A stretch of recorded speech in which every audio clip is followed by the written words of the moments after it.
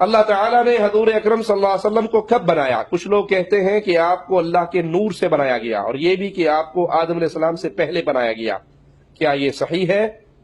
شیعہ کا یہ عقیدہ ہے کہ اللہ تعالیٰ نے اپنے نور سے رسول اللہ صلی اللہ علیہ وسلم اور اہل بیت کا نور بنایا، پھر ان سے پوری کائنات کو بنایا۔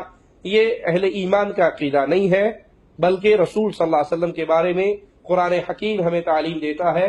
سورۃ کہف آخری آیت ہے، قل اے نبی کہو انما انا بشر مثلکم، میں تمہارے جیسا انسان ہوں۔ اللہ کے نبی کے بارے میں یہ عقیدہ رکھنا کہ اللہ کے نبی اللہ کے نور میں سے نور ہے۔ ایک تو ہے نور ہدایت، اللہ کے رسول صلی اللہ علیہ وسلم ہدایت کا نور لے کر آئے، ایمان کا نور لے کر آئے، توحید کا نور لے کر آئے، جس سے کفر کے اندھیرے چھٹ گئے اور جہاں کے اندر ایمان کی بہار آئی، ایمان کی فضا برپا ہوئی۔ درست ہے، ہم مانتے ہیں، لیکن کوئی یہ سمجھے کہ رسول کریم صلی اللہ علیہ وسلم اللہ کے نور میں سے نور ہے، جیسے اذان سے پہلے ہمارے علاقوں میں آواز گونجتی ہے الصلاۃ والسلام علیک یا نورا من نور اللہ، کہ محمد صلی اللہ علیہ وسلم اللہ کے نور میں سے نور ہے۔ یہ عقیدہ کفر کا عقیدہ ہے۔ یہ ایسے ہی ہے جیسے عیسائیوں نے کہا تھا عیسی ابن اللہ، عیسیٰ اللہ کا بیٹا ہے، یہودیوں نے کہا تھا عزیر ابن اللہ، عزیر اللہ کا بیٹا ہے۔ تو آج کوئی کلمہ پڑھنے والا یہ کہے کہ محمد صلی اللہ علیہ وسلم اللہ کے نور کا ٹکڑا ہے یا اللہ کے نور میں سے پیدا ہوا، تو پھر یہ کفر ہے، کیونکہ قل هو اللہ احد اللہ الصمد لم یلد ولم یولد، نہ اللہ نے کسی کو جنا ہے نہ وہ جنا گیا ہے، نہ اللہ کسی میں سے پیدا ہوا ہے، نہ کوئی اللہ کے نور کا ٹکڑا اس دنیا میں ہے۔ باقی کیا اللہ کے نبی کو آدم علیہ السلام سے پہلے بنایا گیا؟ صحیح حدیث ہے، اللہ کے نبی صلی اللہ علیہ وسلم سے پوچھا گیا کہ آپ کب نبی تھے، آپ کے لیے نبوت کب واجب ہوئی؟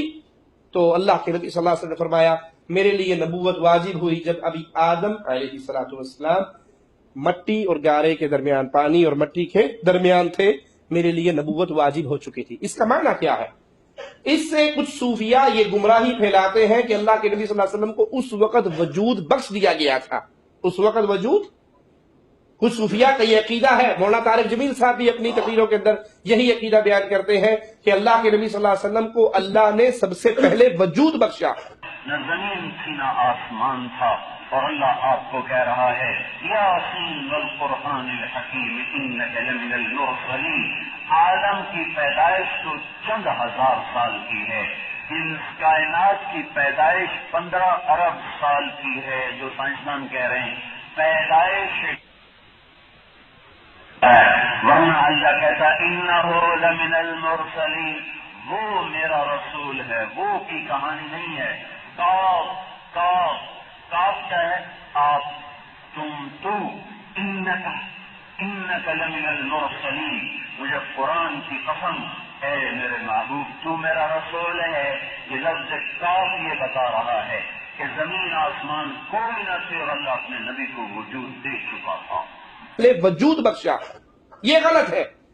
اللہ کے نبی کے لیے نبوت واجب ہوئی، کیا معنی؟ آپ اللہ کے علم میں نبی تھے، آپ اللہ کے علم میں نبی تھے۔ آدم علیہ السلام کی تخلیق سے پہلے بھی اللہ کے نبی اللہ کے علم میں تھے کہ ان کو نبوت ملنی ہے، لیکن کیا ان کو وجود ملا؟